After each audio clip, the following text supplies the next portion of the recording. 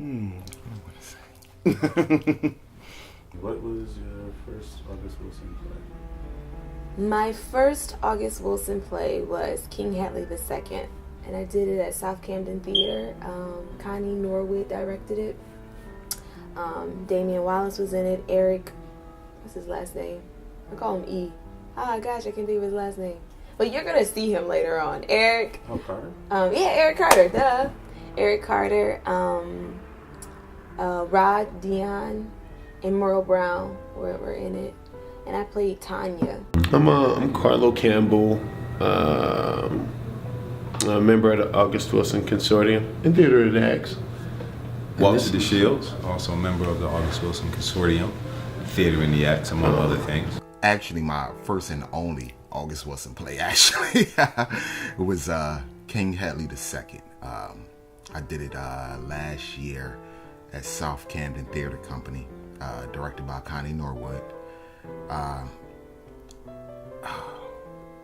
The rhythm and storytelling of August Wilson, for one, as an actor, as any actor of color, male actor of color, August Wilson writes roles for us that's extraordinary, unbelievable. So many different things you can say. So as an actor of color, I definitely want to do all August Wilson plays, from Jitney, 7 guitars, piano lesson.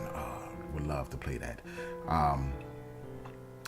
But I did King Hatlie II with a good friend, Rod Dion and Bissette, and Damien and Merle and Maurice, and the experience of it, it lifts your soul.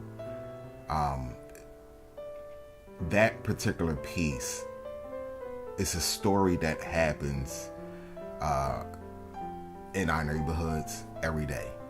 A gentleman, that's coming home from prison, that's trying to do right, and it's just the system out there just makes it so hard to get by, and it's a struggle. It's a struggle, and I connected to that story because I actually have family members that's going through that struggle as we speak, friends that's going through that struggle right now, and I played the best friend of the lead. So that's how I feel in life with these people that's going through that struggle, as the friend. Constantly giving words of encouragement. You always gotta look at the glass half full. Look forward. Go out every day with a open-minded, clean heart, great karma, and it'll come back to you. And that's what I think that August Wilson touches with all his plays. The African, Black, American soul of all of us. He tells all of our stories. What more can I say?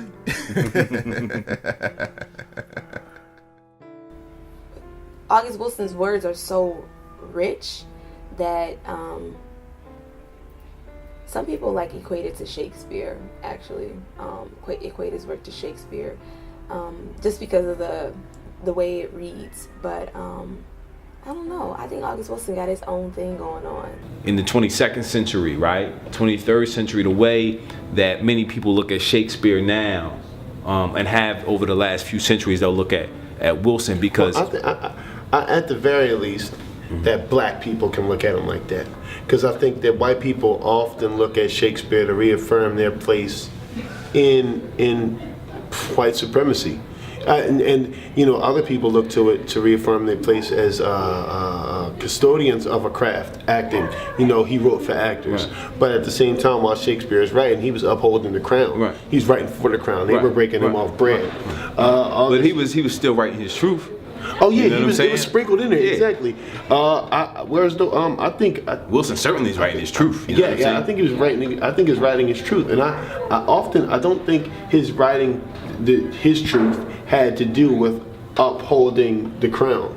You know No, what I mean? certainly not. So I think that we're going to find problematic the potential for people who either willingly and purposefully and knowledgeably and conscientiously uphold white supremacy, or all of the converses to those Right. adjectives upholding white supremacy, when they realize what August Wilson is doing. By and large, I don't think we're going to find that audience, no matter how successful we are, or how successful Denzel is, or how successful Yale Rep is in resurging.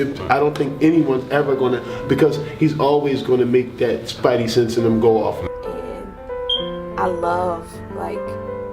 love the language that he writes, because it's almost like a real person is saying it. You know what I mean? Like when you hear it, you can I can hear Tanya talk, or I can hear King speak. So it was that much more to see it played out on stage, like a beautiful thing to see in the experience. And so I feel like this forum would be a great way to dig deeper into the magic of August Wilson. It's not that he's an overlooked playwright, but he definitely deserves the respect that he has earned.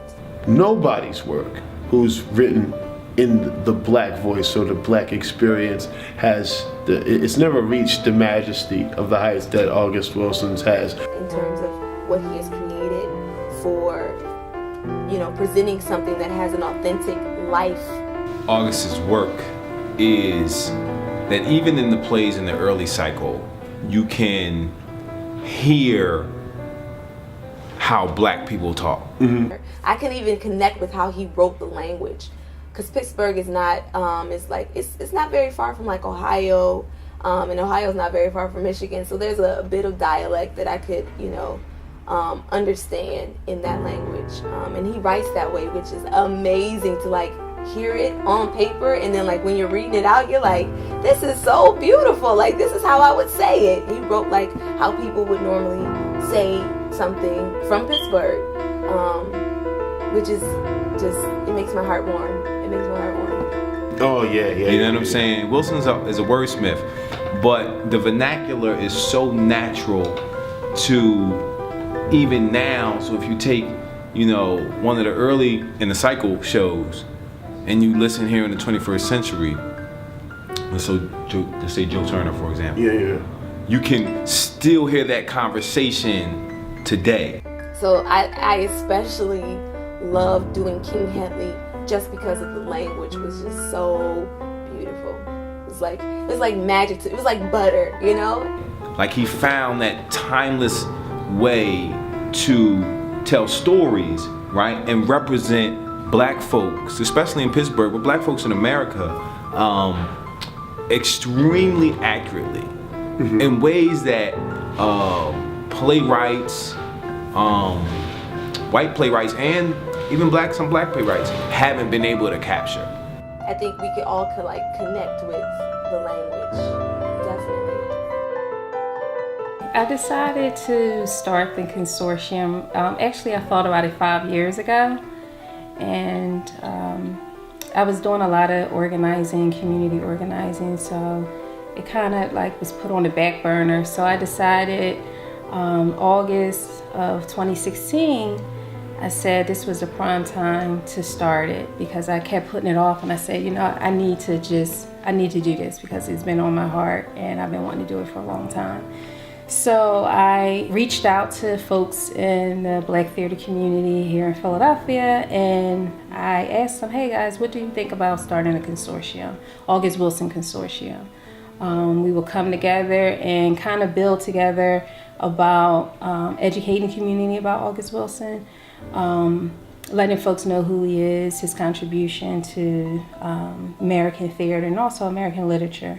But at the same time, folks a part of the consortium can also be supportive of their work and also just supporting black artists in general. So it'll kind of be like a twofold. I wanted the consortium also to be utilized as an outlet for political education. So while people are also learning about August Wilson, they're also going to learn about issues that's happening in the Black community. Wilson, a lot of his stories is about the lived Black experience. A lot of his things in his plays are political, and those issues are still happening today.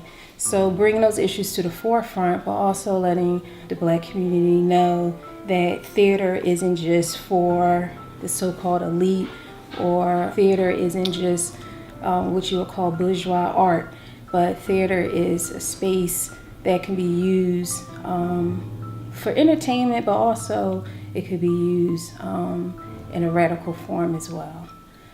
So all the folks that's part of Consortium are part of the Black community. They're very talented, and those individuals, I knew that without their support, it wouldn't be possible